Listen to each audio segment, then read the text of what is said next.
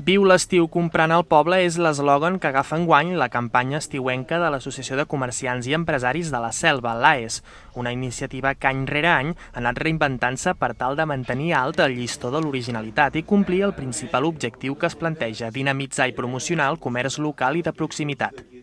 Aquest any, el premi per apostar per comprar a la Selva són un total de 10 menús degustació a 3 restaurants del municipi adherits a l'AES. Per tal d'entrar a participar en el sorteig, a cada compra que una persona faci a la 50ena d'establiments que formen part de l'entitat, s'entregarà una butlleta numerada. En total, se n'han repartit prop de 30.000. Amb aquestes activitats, a banda de promocionar el comerç salvatà, s'aconsegueix captar nous compradors i fidelitzar-ne els habituals.